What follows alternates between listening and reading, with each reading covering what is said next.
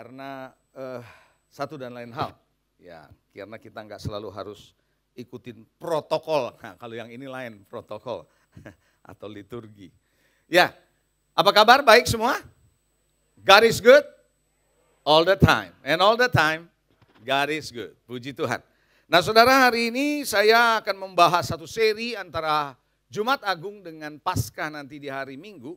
Seri ini adalah Heal and Restore. Pulih dan sembuh. Haleluya. Sekali lagi, pulih dan sembuh. Amin.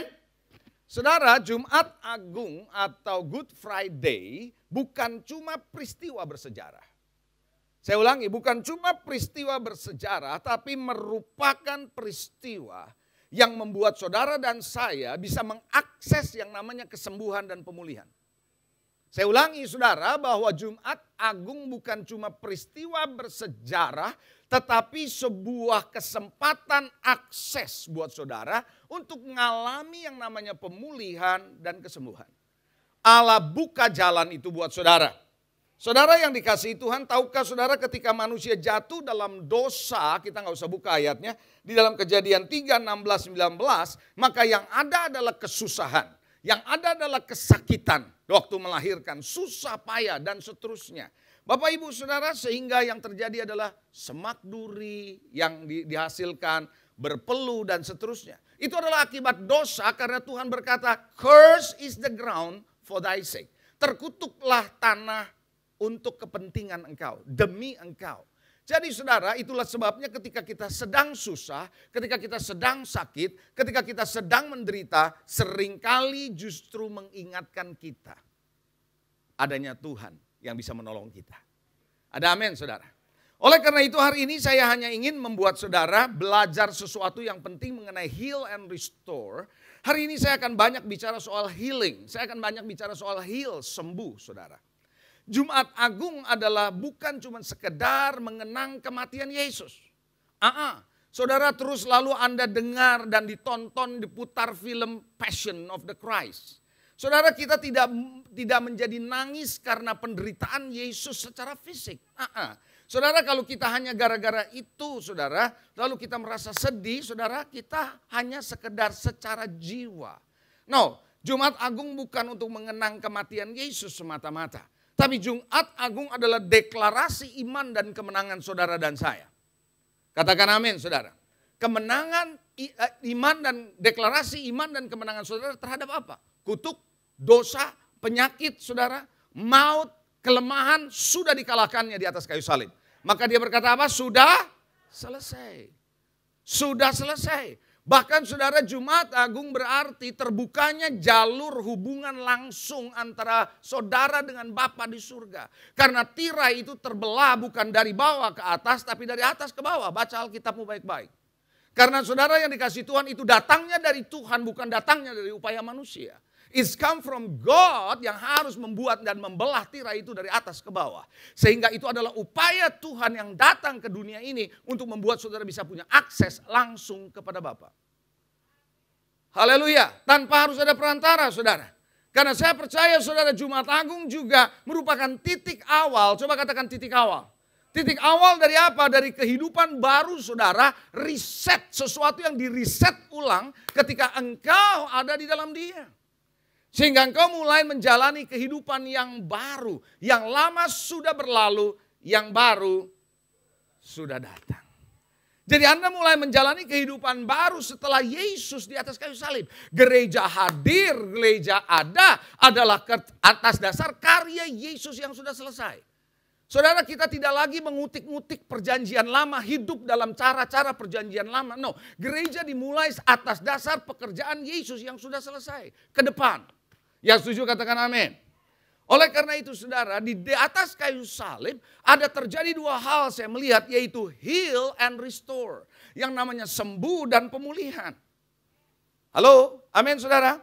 Saya akan membacakan satu ayat yang banyak menimbulkan kontroversi. Tapi saya perlu menjelaskan kepada saudara setelah saya pelajari lebih jauh. Dari bahasa aslinya Anda akan mengerti bahwa ayat ini apa sebenarnya. Saya akan sedikit bicara agak sedikit teknis. Sedikit, karena saya mau preaching, hari ini saya mau mengajar lebih banyak teaching untuk membuat foundation kepada saudara soal kesembuhan itu seperti apa.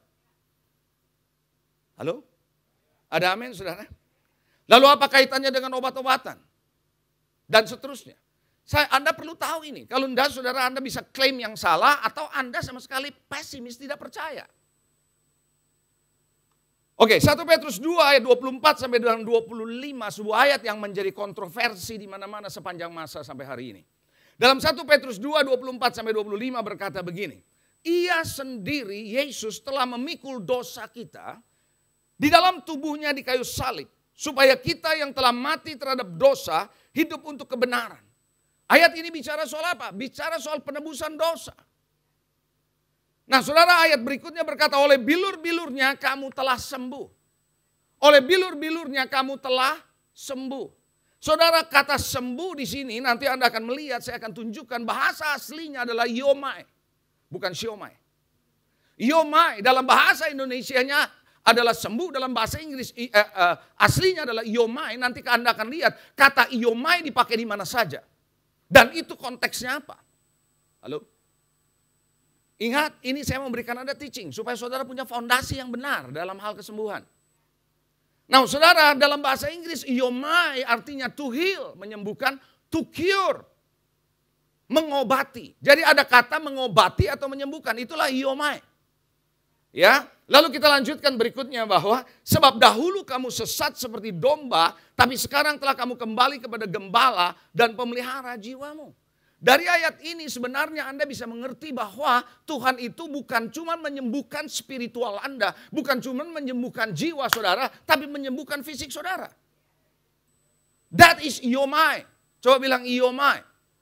Ada ya di slide ada enggak? Coba berikutnya ada tulisan saya. Sembuh itu adalah iomai, to heal, to cure, roh, jiwa, dan tubuh saudara. It's not only tubuh, bukan cuma roh, bukan cuma jiwa, tapi tubuh saudara. Nah ayat ini muncul dari perjanjian lama sebenarnya. Saya ulangi sekali lagi, saya banyak bicara soal technicality, soal bahasa asli Yunani Ibrani. Supaya saudara ngerti betul bahwa ini apa maksudnya. Halo, ada amin? Mari kita lihat dalam Yesaya 53 ayat 4 sampai dengan ayat yang kelima. Yesaya 53 ayat 4 sampai 5. Tetapi sesungguhnya apa kata Tuhan? Penyakit. Coba bilang penyakit. Penyakit, sakit penyakit. It's about sakit saudara. Ya, kita ditanggungnya, secara fisik ditanggungnya. Lalu kemudian dia katakan kesengsaraan kita dipikulnya. Itu bicara soal apa kesengsaraan? Tekanan mental, tekanan jiwa. Yang pertama fisikmu secara sakit penyakit ditanggung oleh dia. Jiwamu ditanggung oleh dia, kesengsaraanmu. Tetapi dia tertikam. Dia bilang padahal kita mengira kita kena tulah. Dipikul dan ditindas Allah. Tetapi dia tertikam oleh karena pemberontakan kita. Dia diremukkan oleh karena kejahatan kita. Pengganjaran yang mendatangkan keselamatan bagi kita ditimpakan kepadanya. Saya berhenti sebentar. Saudara, yang pertama soal fisik ditanggung oleh Tuhan. Kedua, jiwa ditanggung oleh Tuhan. Yang ketiga adalah your spirit. Dosa ditanggung oleh dia. Lalu Tuhan berkata bahwa oleh bilur-bilurnya kita jadi sembuh. Dan kata sembuh dalam bahasa asli Ibrani adalah Rafa. Dari kata Rafa muncul ada istilah Jehovah Rafa. Anda ngerti saudara? Artinya dari ayat ini Tuhan lagi mau menunjukkan bahwa aku adalah penyembuhmu. Baik jiwa, baik tubuh, baik roh. Saudara ngerti maksud saya? So artinya apa? Ketika Yesus mati di atas kayu salib, akses untuk kesembuhan terbuka. Tubuh, jiwa, dan roh. Sampai di sini Anda nangkep? Yang nangkep lambaikan tangan. Berarti saudara kematian Yesus bukan sia-sia. Dia bukan cuma sekedar menebus dosa saudara. Tapi dia mengangkat sengsara saudara. Dia mengangkat penyakit saudara. Makanya dia berkata by his stripe, oleh bilur-bilurnya di atas tubuhnya engkau disembuhkan. Paham sampai di sini? Oke. Sekarang kita lihat ayat berikutnya. Ada banyak ayat, ada banyak ayat di sini. Saudara karena gini, ada orang yang nggak percaya kesembuhan, ada orang yang percayanya over dengan kesembuhan. Dan saya mau Anda put into the balance. Bukan ekstrim tidak percaya, bukan ekstrim segala-galanya Anda claim it, name it untuk sembuh. Oke? Oke, mari kita lihat saudara. Yakobus pasal 5, 14 sampai 16. Kalau ada seorang di antara kamu yang apa? Yakobus 5:14, kalau ada seorang di antara kamu yang apa? Sakit, bicara soal fisik ini. Baiklah ia memanggil para penatua jemaat, pemimpin jemaat, supaya mereka mendoakan dia, mengolesnya dengan minyak dalam nama Tuhan. Ini Yakobus. Ini adalah kitab perjanjian baru setelah Yesus di atas kayu salib dan Roh Kudus dicurahkan. Dan doa yang lahir dari iman akan menyelamatkan, dan kata menyelamatkan dipakai dalam bahasa Yunani adalah sozo. Kata zozo artinya membebaskan saudara dari penyakit itu. Dan Tuhan akan membangunkan dia dan jika ia telah berbuat dosa maka dosanya akan diampuni. Yesus mengampuni dosa, menyembuhkan penyakit saudara. Amin. Lalu ayat 16, karena itu hendaklah kamu saling ngaku dosamu, saling mendoakan supaya kamu apa? Sembuh. Kata yang dipakai sembuh sama 1 Petrus 2 identik, yaitu apa? Iomai. Anda ngerti maksud saya? Apa yang Tuhan bilang, oleh bilurnya kamu sembuh adalah iomai. Dan di ayat ini juga Yakobus berkata, maka kau sembuh iomai. The same thing. Itu bicara soal apa? Sakit penyakitmu ditanggung oleh Tuhan. Katakan amin. Doa orang yang benar dengan yakin didoakan sangat besar kuasanya. Jadi sozo artinya Anda akan dibebaskan. Dan kemudian bukan cuma dibebaskan dari penyakit itu, terjadilah kesembuhan iomai. Iomai, bukan siomai ya. Sampai di sini. So far so good. Nangkap sampai di sini. Ikutin saya terus ya. Supaya saudara ngerti betul. Bahwa kesembuhan itu bagian saudara. Tapi ada kalanya Tuhan juga mengatakan kepada saudara, nanti kita akan lihat. Ya, belajar supaya kita ngerti. Markus 5, 28, 29. Itu bicara soal tentang perempuan yang kena pendarahan 12 tahun. 12 tahun. Lalu di dalam ayat 28-nya langsung aja kita masuk ke dalam Markus 5. Sebab katanya asal ku jamah saja jubahnya, aku akan sozo, aku akan merdeka dari penyakit ini. Aku akan lepas dari penyakit ini. Lalu ayat yang ke-29, seketika itu juga berhentilah pendarahannya dan ia merasa badannya sudah apa? Sembuh. Kata sembuh yang dipakai lagi adalah iomai. The same, oleh bilur-bilurnya kamu sembuh. Anda nangkap maksud saya? So far so good sampai di sini. Alright. Kita lihat lagi Lukas pasal 5. Mudah-mudahan dengan saya menjelaskan beberapa ayat ini, Anda mulai menangkap bahwa yang namanya kesembuhan adalah Allah buka akses. Ya, oke. Lukas 5 ayat 17 dikatakan suatu hari ketika Yesus mengajar, beberapa orang Farisi ahli Taurat duduk mendengarkannya. Mereka datang dari semua desa. Dari Galilea, dari Yudea, dari Yerusalem, kuasa Tuhan menyertai dia sehingga ia dapat menyembuhkan orang apa? Sakit. Nah, ini bicara sakit fisik dan ini adalah iomai. Dan itu yang dipakai juga oleh bilur-bilurnya kamu sembuh. Anda menangkap maksud saya? The same word, bahasa Yunani yang sama, iomai dipakai. Lukas 7 ayat 7, ketika saudara seorang perwira Kapernaum punya hamba yang sedang sakit, fisik sakitnya. Lalu dikatakan ayat yang ke-7, sebab itu kata dia kepada Yesus, awalnya kan bilang begini, datang Tuhan. Terus saya bilang, udah gak usah datang, asal kamu ngomong aja. Jadi buat perwira Kapernaum ini, kehadiran fisik Tuhan ke rumahnya atau dengan perkataannya itu identik. Jadi dari sini saya mau katakan saudara sesuatu ya. Dengar khotbah. Kalau Anda betul-betul dengar dan khotbah itu diurapi, itulah hadirat Tuhan. Itulah perkataan Tuhan, itu yang memerdekakan saudara. Jadi buat perwira Kapernaum, datang secara fisik ke rumahnya, sama cuma ngomong saja, sama. Yang penting believe, percaya. Ada amin? Alright. Lukas 7 ayat 7. Sebab itu aku juga menganggap diriku tidak layak untuk datang kepadamu. Tetapi katakan saja sepatah kata. Hambaku akan apa? Iomai. Akan apa? Sembuh.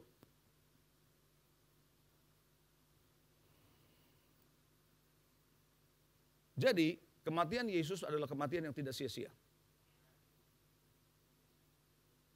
Penyakit ditanggung, kesengsaraanmu ditanggung, dosamu ditanggung. Tubuh, jiwa, dan roh.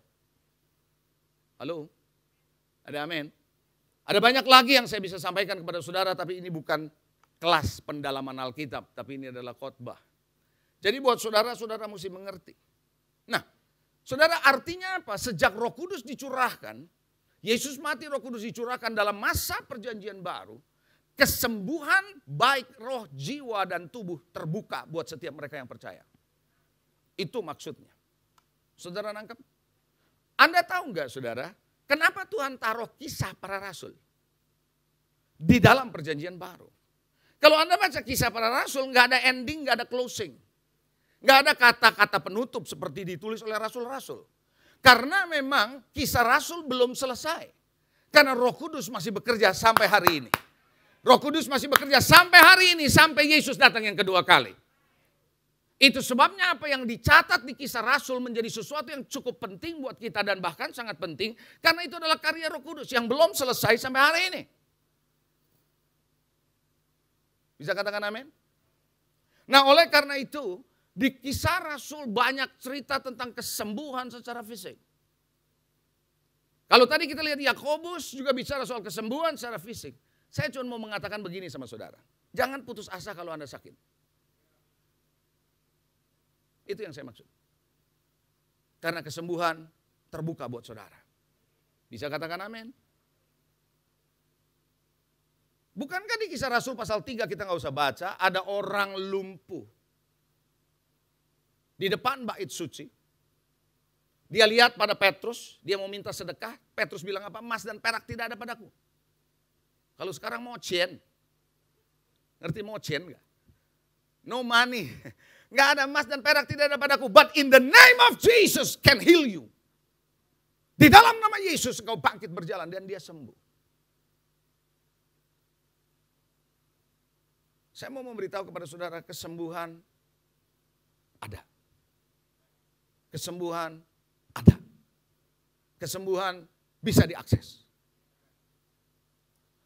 Lalu di kisah Rasul kalau Anda baca di pasal selanjutnya bahwa banyak orang sakit dikumpulkan di jalan, tujuannya untuk apa? Supaya Petrus kalau lewat bayangannya nyentuh mereka sembuh. Atas dasar apa? By his stripe you are healed. Karena bilurnya engkau sembuh. Bisa katakan amin? Sampai di sini Anda ngerti enggak? Saya lanjut lagi sampai Anda betul-betul nangkep di kisah Rasul peristiwa kesembuhan itu banyak terjadi. Lalu Petrus menyembuhkan seorang bernama Eneas. Anda baca kisah Rasul 9, 332 sampai 34. Saya nggak punya waktu untuk bacain ayatnya. Karena saya mau supaya saudara hari ini, saya mau doakan supaya Anda yang ada yang sakit, percaya saja Tuhan bisa sembuhkan. Saya ingat suatu waktu ketika saya ada, kalau tidak salah di lantai 4, saya sendiri sudah lupa tapi yang ngalaminnya. Ola ngalamin kesembuhan. Iya Ola, ayo deh, mana si Ola? Oke. Dari sinus, ya sinus ya. Sinus yang sudah lama tiba-tiba bisa keluar. Oleh karena Jesus heal him, her, menyembuhkannya. Petrus menyembuhkan Eneas yang lumpuh 8 tahun. Saudara tahu lumpuh 8 tahun itu bukan kebetulan? Udah sakit penyakit yang 8 tahun. Petrus doakan sembuh. Kenapa sembuh? Basicnya ada. By his stripe you are healed.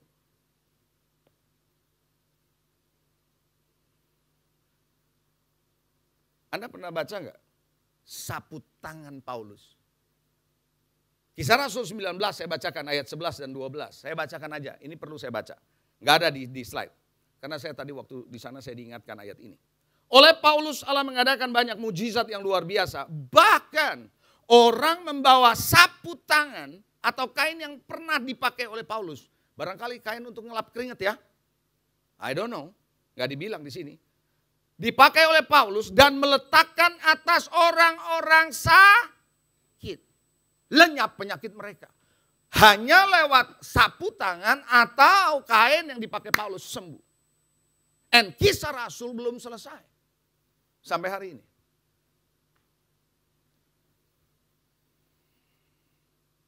Katakan amin. Anda yakin bahwa kesembuhan adalah bagian Anda waktu mati di atas kayu salib?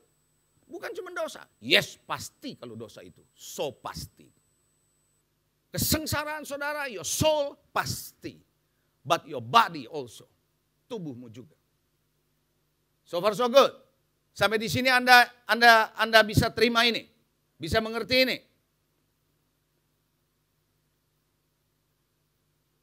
Tapi saya perlu bawa kepada saudara, di tengah-tengah segala sesuatu itu, the sovereignty, kedaulatan adalah milik Tuhan. Yang menyembuhkan bukan kita, tapi yang menyembuhkan adalah Tuhan. Bisa katakan amin?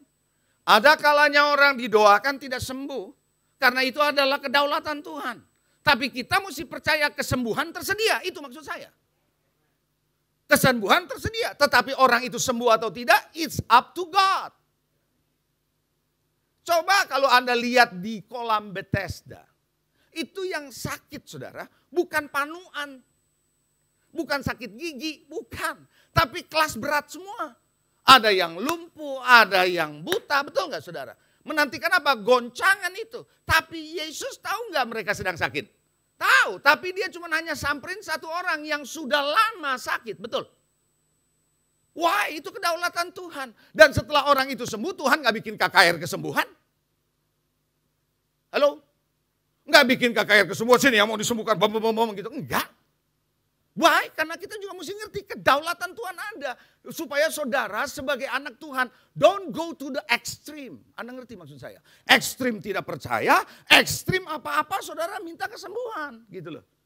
Ada bagiannya Tuhan berkata no. Sampai di sini Anda paham gak? Sampai di sini Anda paham gak? Kalau Anda baca lagi, ini masih perjanjian lama memang. Tapi kalau Anda lihat di dalam perjanjian lama, dalam 2 Raja-Raja 13-14, di sana dikatakan bahwa Elisa sakit dan sakitnya membawa dia kepada kematian. Padahal Elisa menyembuhkan orang sakit enggak? Yes. Kenapa bisa begitu? I don't know. Itulah kedaulatan Tuhan. Jangan heran orang yang dipakai dalam kesembuhan bisa mati karena sakit.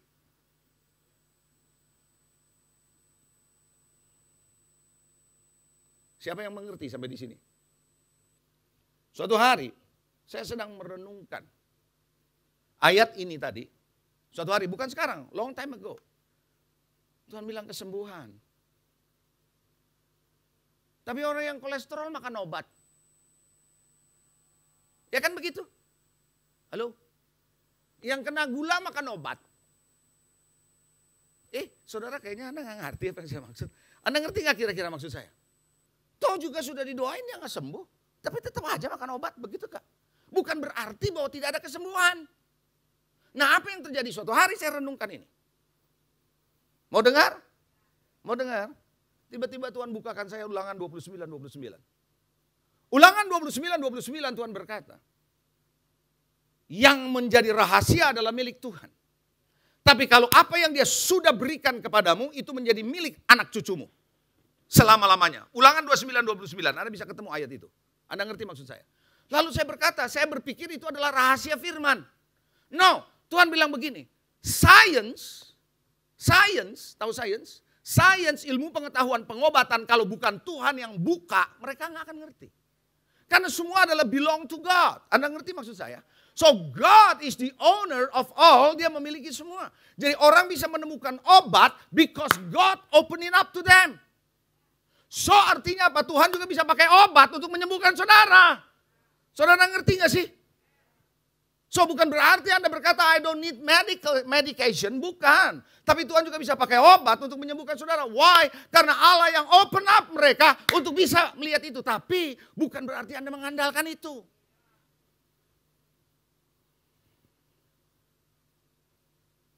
I have to put you. Saya mesti taruh Anda di tengah perspektif yang benar soal penyakit ini. Healing di mata Tuhan tersedia. Terbuka buat setiap saudara. Bisa. Betul? Haleluya. Bukankah saudara ada satu ayat yang menarik saudara. Ketika Sadrak, Mesak, Abednego. Suatu hari dia bilang gini sama di Babel. Kamu nyembah patung. Enggak. Kamu kalau nggak mau menyembah patung 7 kali ini masuk ke dapur perapian. Tahu nggak dia jawab apa? Tuhan yang aku sembah sanggup menolong aku. Tapi kalau enggak pun aku nggak akan nyembah patung itu. Ngerti maksud saya? Artinya apa? Sadrak, Mesak, Abednego berkata, Tuhan itu bisa kalau mau. Tapi kalau dia nggak mau juga hak dia, ngerti? Hal yang sama, kesembuhan itu adalah milik Tuhan. Kalau dia mau sembuhkan saudara, go ahead. Tapi yang penting adalah you have to believe.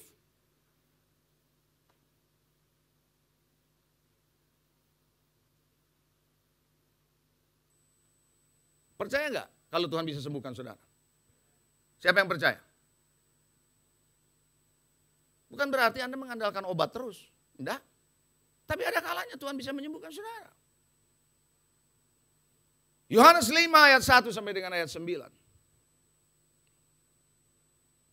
Sesudah itu ada hari raya orang Yahudi dan Yesus berangkat ke Yerusalem. Di Yerusalem dekat pintu gerbang domba ada sebuah kolam yang dalam bahasa Ibrani disebut Bethesda. Ada 5 serambinya. Dan di serambi-serambi itu berbaring sejumlah orang yang apa?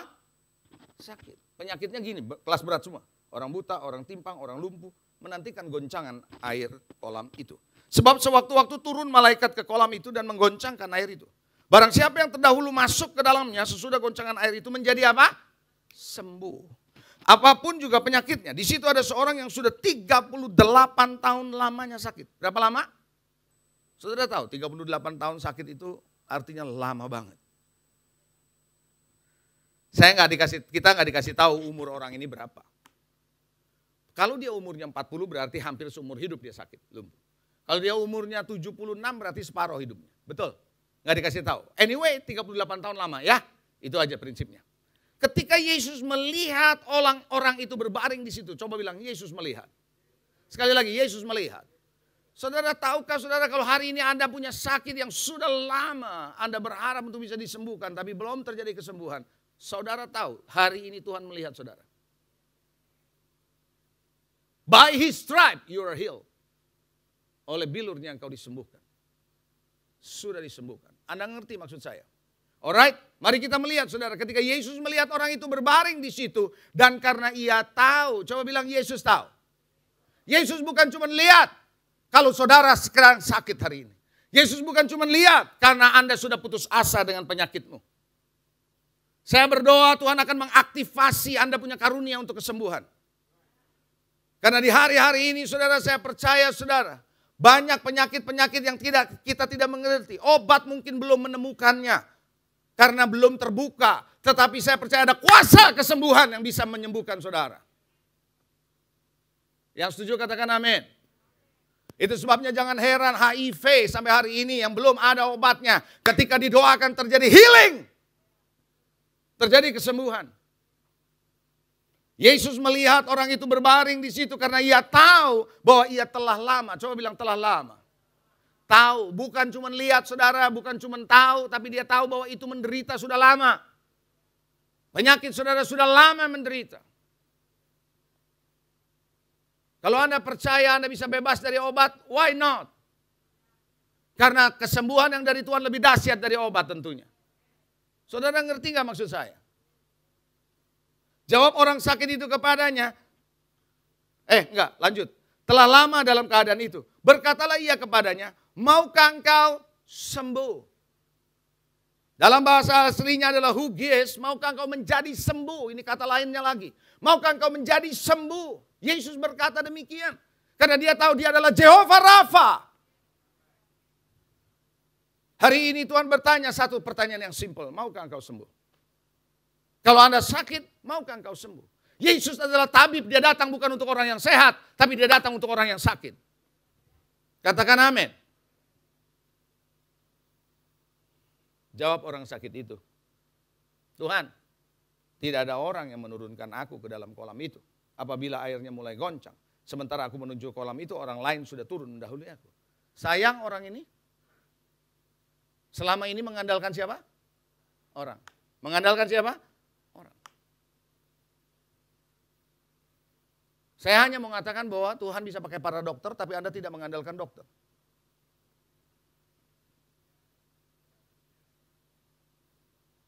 Saya cerita sedikit. Kesaksian yang sudah lama dan Anda mungkin sudah sering dengar. Suatu hari saya lagi pelayanan di luar negeri. Itu baru pelayanan saya belum terlalu lama. Saya percaya dengan kesembuhan, roh, jiwa, dan fisik.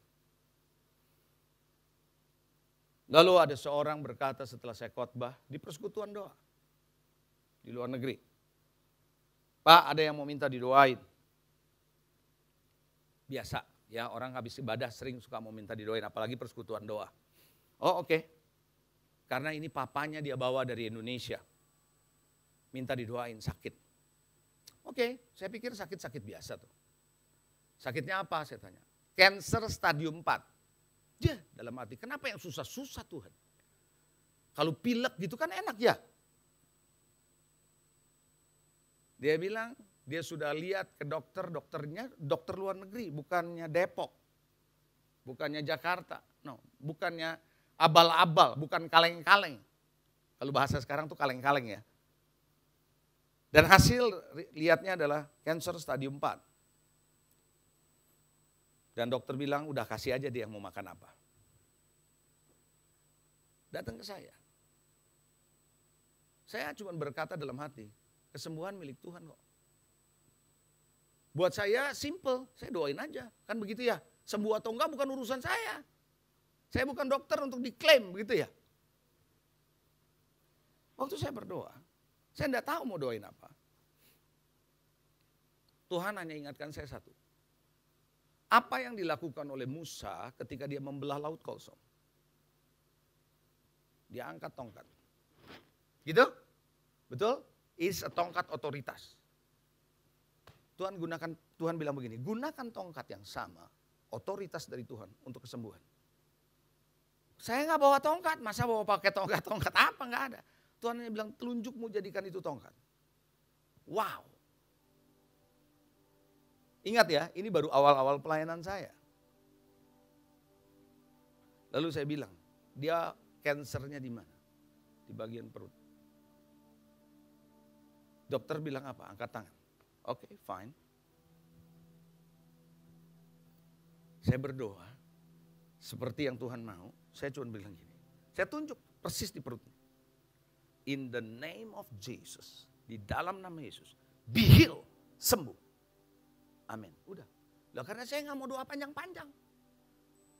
Kepanjangan nanti takut salah. Yang penting pendek aja gitu kan. Doa itu bukan yang panjang yang menyembuhkan. Amin. Imanmu yang menyembuhkan. In the name of Jesus, penyakit ini sembuh. Amin. Udah. Sampai yang didoain cuma melihat saya gitu. Kan orang Indonesia ya, kita orang Kristen tuh kalau belum diucek-ucek tuh belum mantep gitu, ngerti gak? Oh belum digoyang-goyang gitu ya, belum mantep gitu. Udah, saya nggak tahu. 3 hari, 4 hari kemudian. Pak, katanya yang punya tuan rumah, mujizat terjadi. Apaan? Bapak ingat nggak kemarin doain orang? Iya. Kenapa?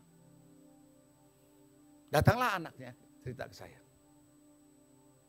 Setelah pastor doain, dia nggak manggil saya pastor, dia manggil bapak.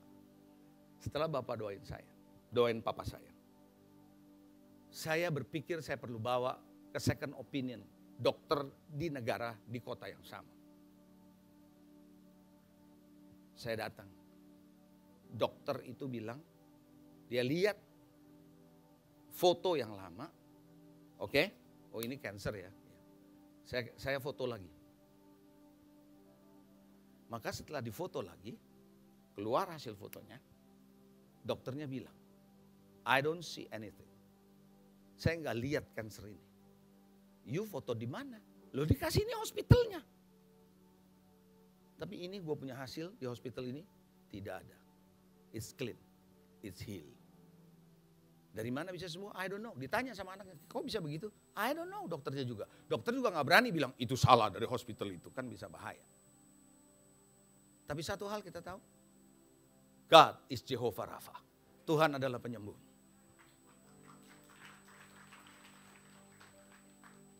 Tapi ada nggak momen-momen saya doain orang nggak sembuh? Ada. Ada. Bahkan saya doain mati. Ada. So, kita hanya bisa tahu, Tuhan yang tahu. Katakan amin. Jawab orang sakit itu ayat yang ke-7, tidak ada orang yang menurunkan aku. Lalu ayat 8 yang menarik. Katanya kepadanya, kata Yesus, bangunlah, angkat tilammu, berjalanlah. Bukankah instruksi yang agak aneh? Orang lumpuh suruh bangkit, suruh jalan. Wong mana bisa, namanya juga gua lumpuh suruh jalan, yang bener aja. Anda nangkep gak sih? Saudara, kadang-kadang Anda hanya berpikir dan membawa Tuhan di bawah pikiran saudara. No. Tuhan seringkali mengajak saudara melangkah dengan apa? Iman. Melangkah dengan imanmu. Saat dia melangkah dengan iman, terjadilah kesembuhan. Hari itu juga, saat itu juga. Sekalipun itu hari Sabat. Pada saat itu juga sembuhlah orang itu, lalu mengangkat tilamnya berjalan. Tetapi hari itu adalah hari Sabat. Tuhan mau sembuhkan saudara. Tuhan lihat saudara punya penyakit. Tuhan tahu penyakit saudara sudah lama. Tuhan mau sembuhkan. Maka dia bertanya, maukah engkau sembuh? Anda akan menjawab apa? Saya mau. Haleluya. Bagian terakhir landasan untuk Anda menerima kesembuhan. Saya mau memberikan dengan cepat dan saya mau berdoa buat saudara. Setelah kita terima perjamuan kudus. Percaya, hati saudara harus percaya bahwa Tuhan itu adalah penyembuhmu. He is Jehovah Rafa. Penyembuhan, kesembuhan sudah apa? Tersedia. Coba bilang tersedia. Jalan untuk menerima kesembuhan sudah tersedia. Sudah terbuka buat saudara dan saya. Yang pertama, berharap dan percaya kepada Yesus dan karyanya yang sudah selesai. Penyakit saudara sudah ditanggungnya. Makanya perempuan itu bilang, asal aja aku jamah jubahnya, aku akan sembuh. Katakan saja kepada hambaku ini, maka hambaku akan sembuh. Anda harus punya pengharapan. Gini loh, kalau Anda didoain, ya mau sembuh boleh, nggak sembuh juga nggak apa-apa. Ya nggak bakal terjadi kesembuhan. Anda nangkep maksud saya? Coba, saudara bisa ngikutin saya? Anda nggak mungkin bisa mengalami kesembuhan Tuhan kalau Anda bilang, ya mau sembuh boleh, nggak sembuh ya nggak apa-apa. Ya nggak bakal terjadi kesembuhan. You have to believe. Anda harus percaya. Anda harus berharap. Berharapnya bukan sama pendeta yang doain saudara. Anda harus percaya sama siapa? Tuhan yang menyembuhkan saudara. Katakan amin. Yang kedua, bertobat dari dosamu dan beribadah kepada Tuhan. Kadang-kadang dosa-dosa kita, perbuatan-perbuatan kita bisa membuat kita hidup dalam penyakit. Ada dosa-dosa yang kita lakukan dan tanpa kita sadari, makanya Tuhan bilang, dosamu diampuni. Sebelum orang itu disembuhkan, dia bilang, dosamu sudah diampuni. Dosa diampuni, terjadi kesembuhan. Keluaran 23 ayat 25 berkata, tetapi kamu harus beribadah kepada Tuhan Allahmu. Maka ia memberkati roti makananmu dan minumanmu. Dia bukan cuma blessing kebutuhan fisikmu, tapi dia berkata dia akan menjauhkan penyakit dari tengah-tengahmu. Jadi jangan lupa beribadah. Coba bilang beribadah. Beribadah itu penting. Karena dalam ibadah mengandung janji-janji Tuhan. Dosamu sudah diampuni. Orang yang disembuhkan banyak kalau Anda baca di Alkitab. Dosamu diampuni, dosamu diampuni. Karena dosa itu yang mengikat dia, waktu diampuni terjadi kesembuhan. By his stripe you are healed. Oleh bilur-bilurnya kamu telah disembuhkan. Nangkap? Yang ketiga, Anda harus belajar untuk berdoa dan didoakan oleh pemimpin saudara seiman. Bukankah Yakobus berkata kamu tidak dapat apa-apa karena kamu tidak berdoa? Karena Anda tidak pernah berdoa.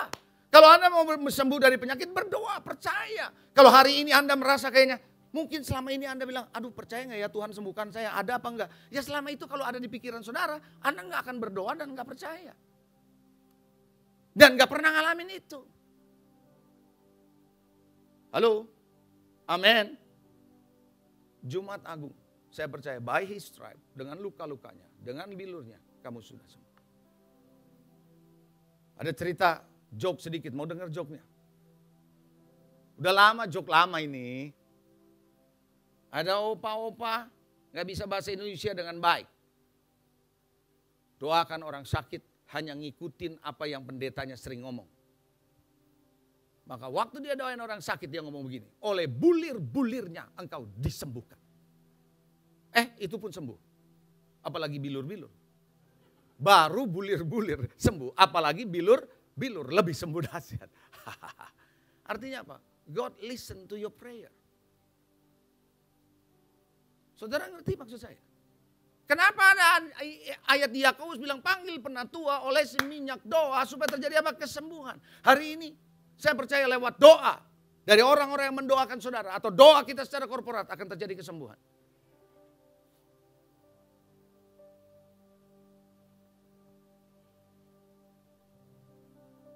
Saya tahu waktu berjalan terus, tapi saya merasa saya perlu push buat saudara. Suatu hari saya lagi khotbah.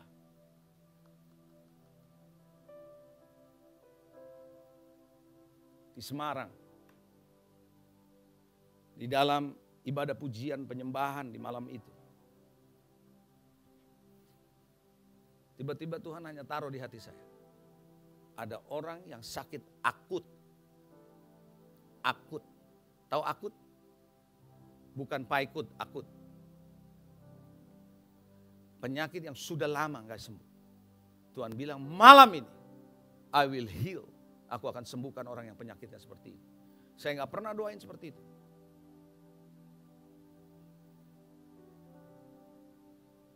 Tapi saya doakan. Terjadi kesembuhan. Ya gak semua, tapi ada yang terjadi kesembuhan. Yang percaya. Satu hari lagi ketika lagi praise and worship di Jakarta. Dulu kan badan saya lebih gemuk dari sekarang.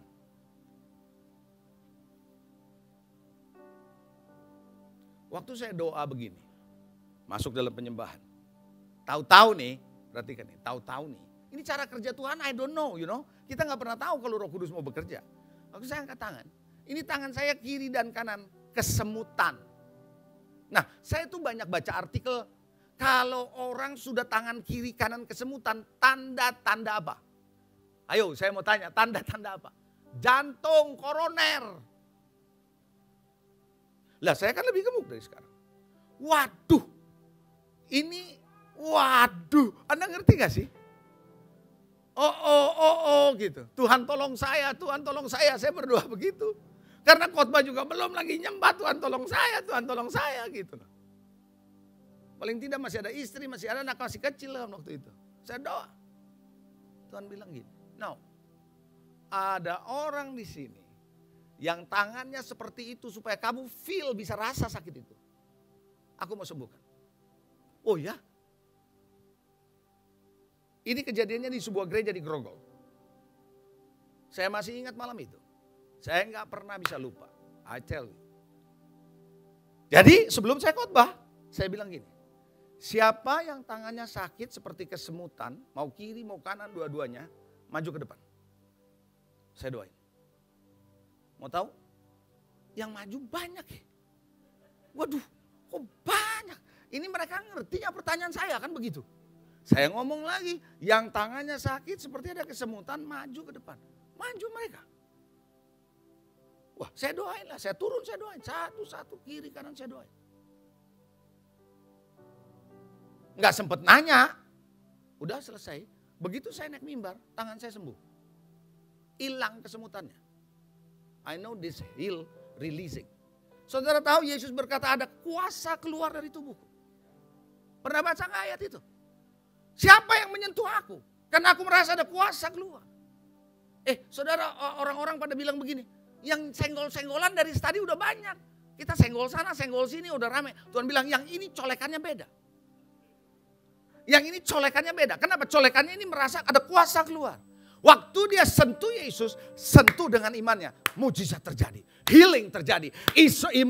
Emmaus terjadi kesembuhan. Anda mengerti maksud saya? Selesai ibadah. Satu demi satu yang saya doain.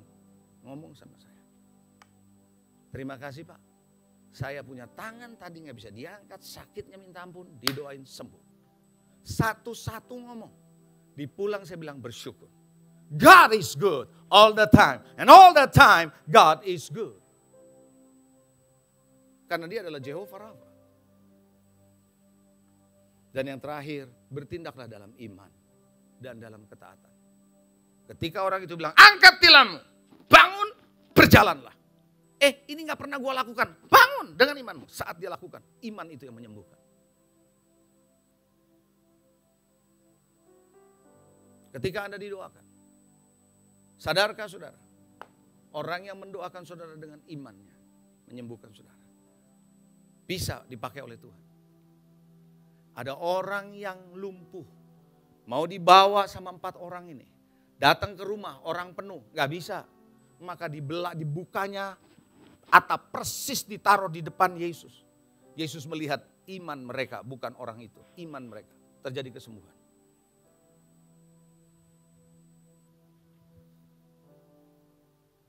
Pagi dan siang hari ini, saya berdoa, house of healing, rumah kesembuhan, boleh terjadi buat saudara dan saya. Katakan amin. Mari Bapak Ibu kita bangkit berdiri, kita siapkan untuk menerima perjamuan kudus.